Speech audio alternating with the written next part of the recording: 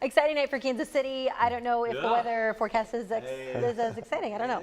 Not quite. Excited to get some more free lawn sprinkler action going on for Mother Nature. Saturday night to Sunday, chance for some thunderstorms, especially in the morning. Nothing severe. The only severe concerns I have are Monday evening, especially after 5 p.m. Could be maybe a line of thunderstorms that ends up coming through Monday evening. So we'll keep you updated on that. You guys have some more sports to talk about coming up after this? He does, for sure. You'll be here. I'll be here. Let's go. Keep me company. We're going to be streaming on KSHB.com and on our site on YouTube as well. Check it out. We'll hear extended interviews from the Chiefs draft picks tonight, as well as one of the front office guys. Absolutely. We'll see you later. Have a good night.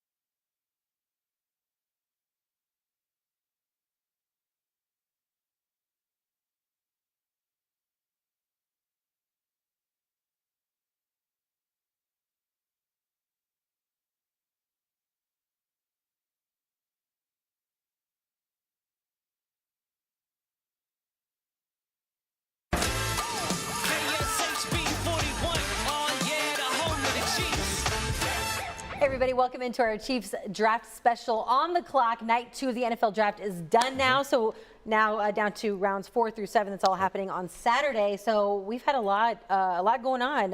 What are your thoughts?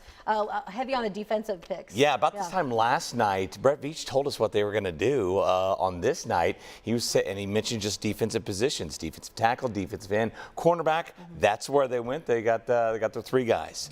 Here's a recap of where the Chiefs are at on their picks from night 2 and what's left. The Chiefs selected Omar Norman Lott at 63 overall. The team took defensive end Ashton Gelati from Louisville at number 66. And the Chiefs traded up to 85 overall, giving up their 2026 4th-round pick from the Bears for Joe Thuney to select cornerback Noel Williams out of California. The Chiefs have 5 remaining picks tomorrow. We start off with the 2nd-round selection of Omar Norman Lott. He played in 44 college games during his career, 3 years at Arizona State and his final season at Tennessee. Here's Norman Lott.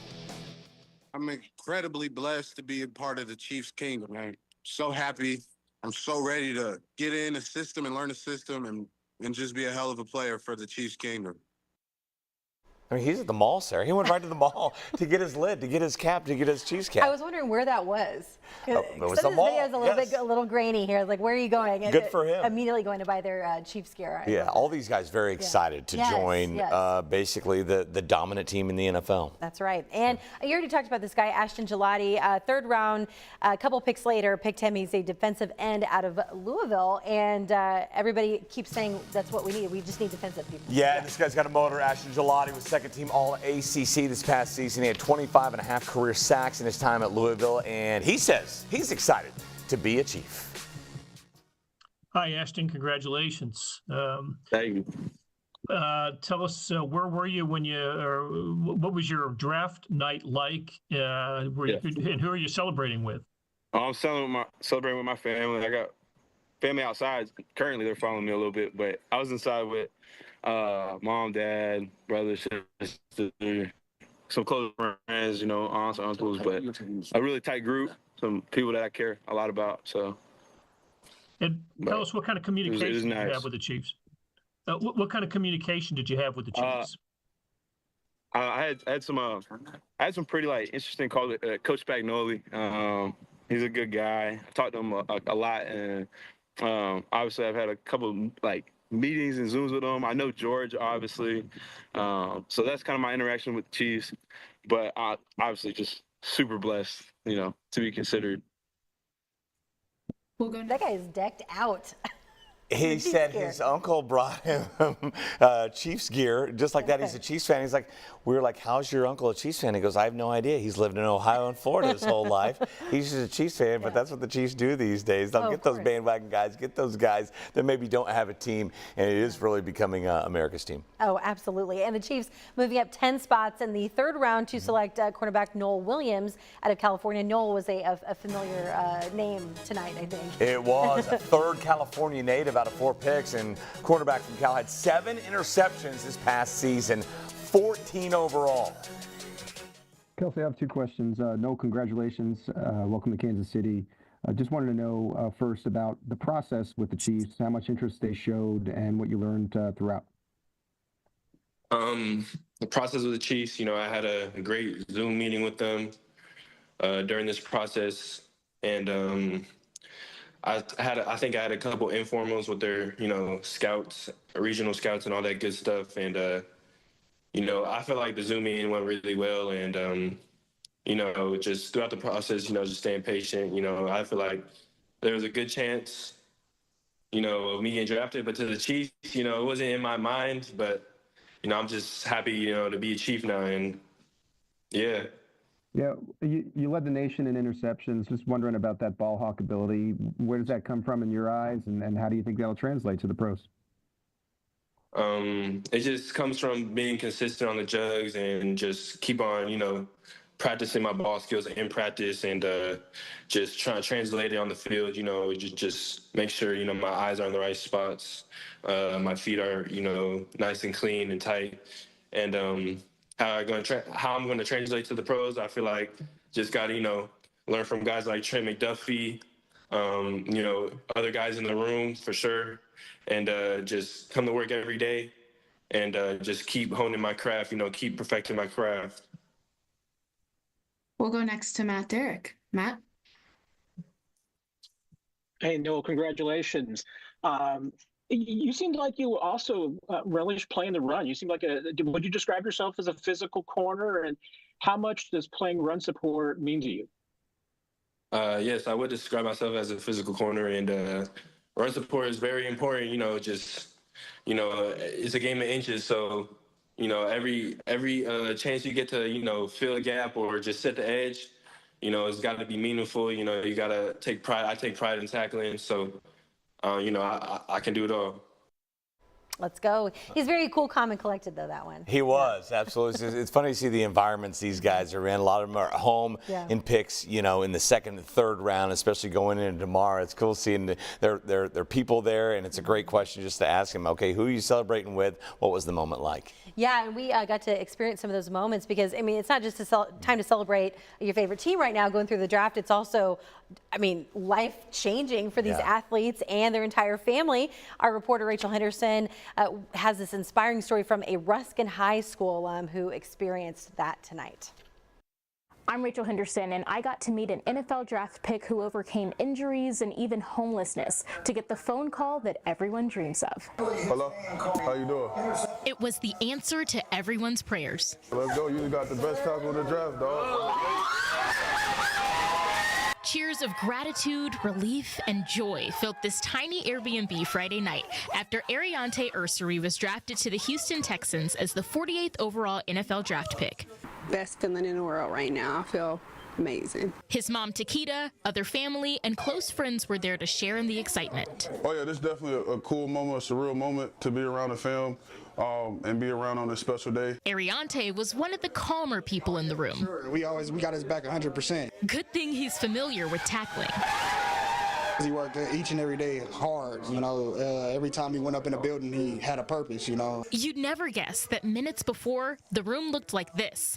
Tension written on everyone's faces as they anxiously awaited the news. All mixed emotions, you know, sitting there waiting on it, anticipating it. Ariante had more than just one night on his mind. It's deeper than football to me. You know, this is my livelihood. This is what I love to do. This is all I think about, what I dream about. Takita felt the same way. Everything's been a dream ever since he got the phone call from Minnesota. She says she kept waking up in the middle of the night the day before. Now she can finally exhale. It's been a journey. This former Golden Gopher's not necessarily repping his hometown team in Houston. When it comes to the Chiefs, I'll see them in the playoffs. That confidence has taken him far. He knows who will be around for the rest of the journey. The Houston Texans select Ariante. Rachel Henderson, KSHB 41 News.